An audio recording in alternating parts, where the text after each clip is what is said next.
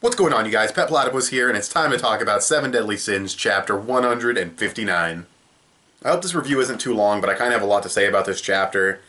Not that it was bad, I thought it was a good chapter, it had good character progression and stuff, but, yeah, so, and it's like, it's weird that I say I'm gonna have a lot to say about this chapter when, like, two things happen. Bond reunites with Mellie Otis, and they have some words, and then Elizabeth heals Hauser's leg. And that's like literally it. And then they're both of the groups are like parallel to each other on other sides of the wall. So that's like the whole chapter. I'm like not even kidding, but then I say I have a lot to say about it. I guess starting off with the funny stuff. Arthur and Meliodas, when Arthur's like, I heard rumors of how destructive the taste was, but I had no idea. And Meliodas is like, bruh, you talking about the meat or my cooking? That was really funny. It wasn't funny, but the moment where Arthur's recalling, like, Merlin helping him ever since he was a child, and you see some of the shit Merlin's wearing in those flashbacks, and I'm just like, well, she probably helped with puberty, too, or made it a lot worse, one of those two. I found that kind of funny, just in my head.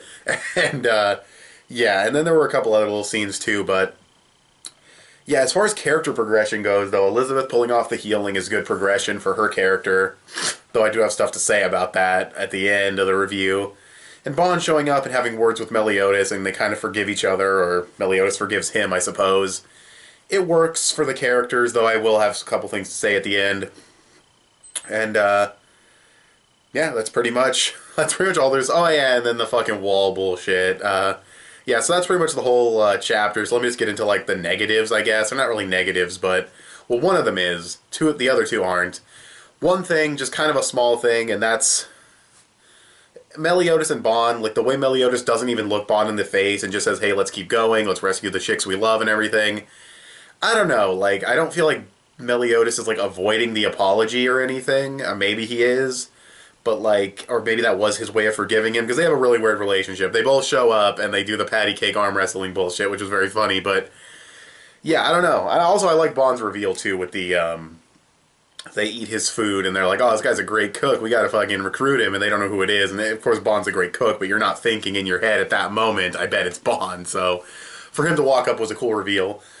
And I'm getting back into positives, because it was overall a good chapter, but yeah, I don't know, the way they forgave each other seemed a little too weird, a little too unconventional.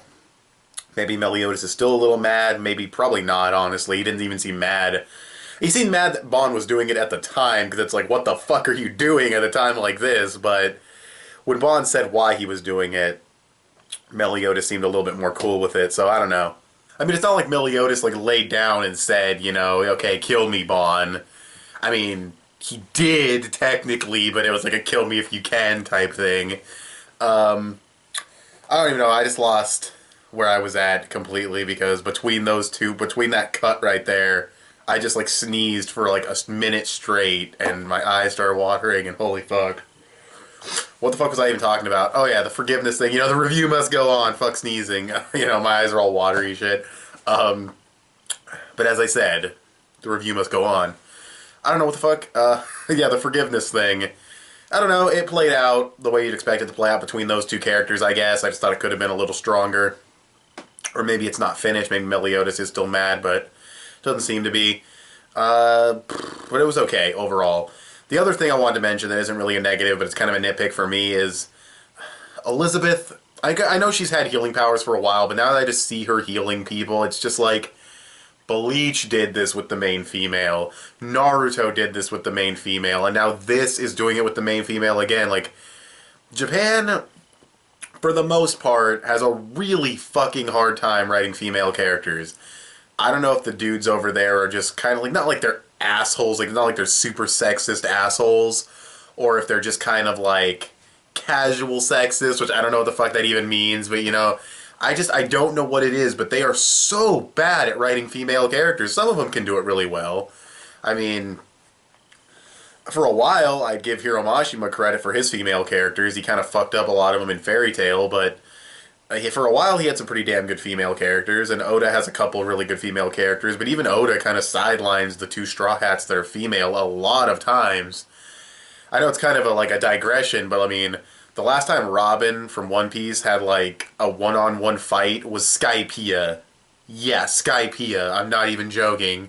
So, but anyways, back to Seven Deadly Sins. Yeah, she's a healer.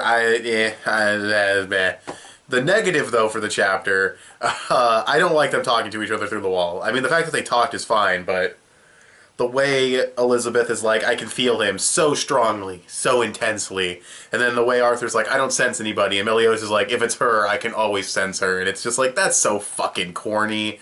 There was not a shred in me that said, oh, how romantic, or that's cute, or whatever. That was pure corny bullshit.